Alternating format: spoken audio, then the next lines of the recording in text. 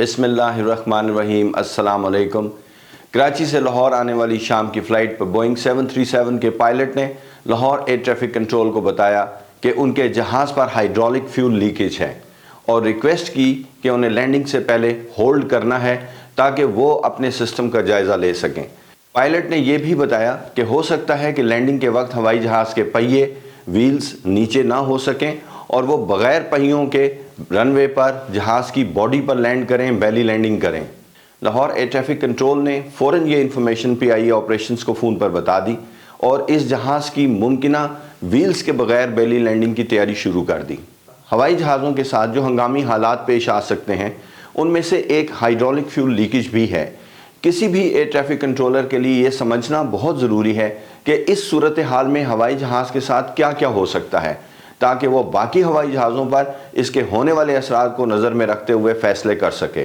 Hydraulic fuel leakage में हवाई जहाज़ पर मौजूद हाइड्रोलिक ईंधन जो हवाई जहाज़ के बॉडी में मुख्तलिफ काम करने वाले जैसे कि हवाई जहाज़ के भारी भरकम हिस्सों को बआसानी हरकत देने के लिए, मसलन हवाई जहाज़ के व्हील्स को नीचे और ऊपर करने के लिए, हवाई जहाज़ के लैंड करने के बाद उसके स्टैंड तक आने के लिए, मोड़ वगैरह काटने के लिए, उसके नोज़ व्हील को हरकत देने के लिए, हवाई जहाज़ के परों में मौजूद हिस्से फ्लैप्स को बाहर निकालने और अंदर वापस जाने के लिए इस्तेमाल होता है।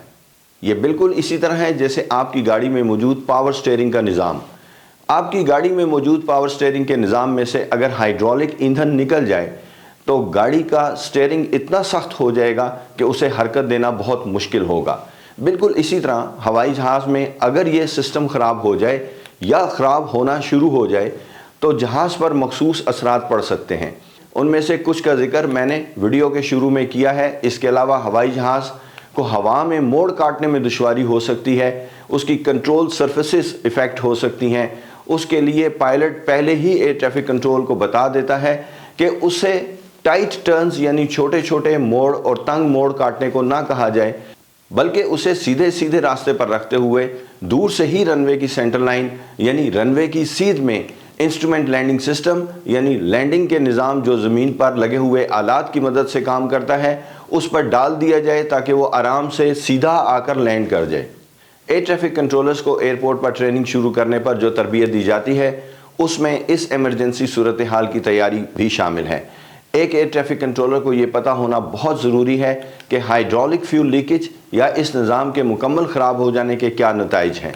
तो इस बोइंग 737 के पायलट ने कहा कि अगर उन्हें जहाज़ की लैंडिंग गियर यानी व्हील्स खुद हाथों से डाउन करना पड़े यानी मैनुअली डाउन करने पड़े तो फिर वो कंट्रोल टावर के सामने से नीची परवास करते हुए लो गो करते हुए गुजरेंगे ताकि कंट्रोल टावर से देखकर बताया जाए कि इस हवाई जहाज़ के व्हील्स बाहर आ चुके हैं और पोजीशन में हैं या नहीं। Wheels down and in position. मुकम्मल हाइड्रोलिक सिस्टम फेलियर की सूरत में सबसे पहला ख्याल और उम्मीद यही होती है कि फ्लैप्स यानी हवाई जहाज़ को कम रफ्तार पर भी परवाज़ में बरकरार रखने के लिए यानी लिफ्ट बरकरार रखने के लिए परों के अंदर लगे हुए हिस्से जो अंदर और बाहर हरकत कर सकते हैं, फ्लैप्स काम करना छोड़ देंगे और इसके नतीजे में हवाई जहाज़ को रफ्तार ज़्यादा रखनी पड़ेगी लिफ्ट मेंटेन करने के लिए। लैंडिंग करते वक्त इस तेज़ रफ्तार लैंडिंग से हवाई जहाज़ के टायर रगड़ की हरारत की वजह से फट जाएंगे और जहाज़ रनवे पर ही फंस कर रह जाएगा और रनवे काफ़ी देर के लिए ब्लॉक होने का पक्का इम्कान है। इसके अलावा हरारत से जहाज़ के व्हील्स में आग भी लग सकती है। इसके अलावा लैंडिंग के बाद चूँकि नोज़ व्हील को मोड़ना मुमकिन नहीं होगा तो जहाज़ रनवे से नहीं उतर सकेगा। इस सूरत में एयर ट्रैफिक कंट्रोलर पहले ही जहाज़ को खींचने वाला ट्रैक्टर टग मास्टर रनवे के किनारे खड़ा कर रखेगा ताकि वक्त ज़ाया किए बगैर इस जहाज़ को रनवे से खींचकर निकाल लिया जाए। अगर हवाई जहाज़ के मेन गियर यानी मेन व्हील्स वाले शॉक्स में लीकेज है तो टच डाउन करने पर यानी जब हवाई जहाज़ के व्हील्स लैंड करते वक्त रनवे से टच होते हैं तो व्हील असेंबली में शॉक्स में से मौजूद हाइड्रोलिक ईंधन एक फुआरे की तरह बहुत बड़ी मिकदार में रनवे पर गिर जाता है। इस सूरत में भी इस लैंडिंग के बाद जब तक रनवे को साफ नहीं कर लिया जाता कोई लैंडिंग टेक ऑफ नहीं हो सकता यानी रनवे कुछ देर तक के लिए ब्लॉक हो जाएगा। और अगर इस निज़ाम के मुकम्मल ख़राब होने की वजह से अगर हवाई जहाज़ के व्हील्स डाउन ही नहीं हो रहे یعنی باہر ہی نہیں نکلے تو پھر ہوائی جہاز ویلز کے بغیر بیلی لینڈنگ کرے گا اور رن وے پر رگڑ کھاتے ہوئے آہستہ آہستہ رک جائے گا۔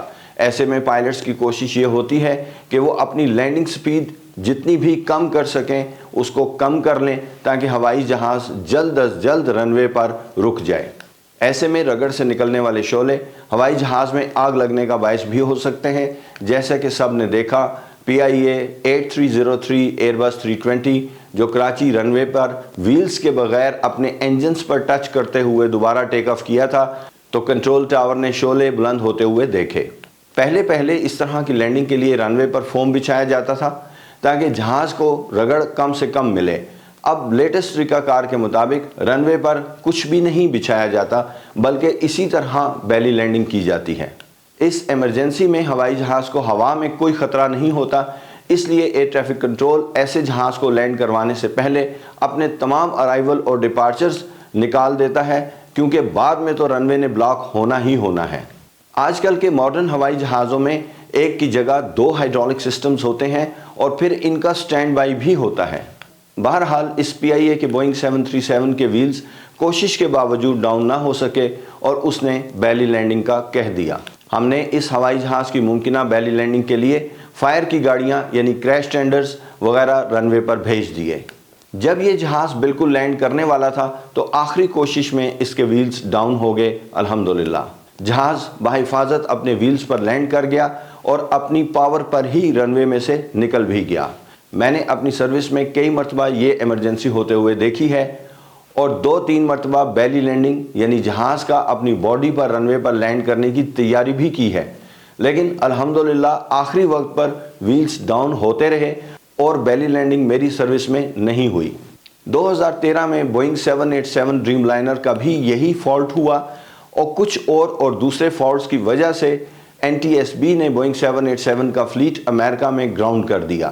بوئنگ کمپنی نے فوراً ضروری کام کر دیے اور یہ خوبصورت جہاز پھر سے فلائنگ کرنے لگا۔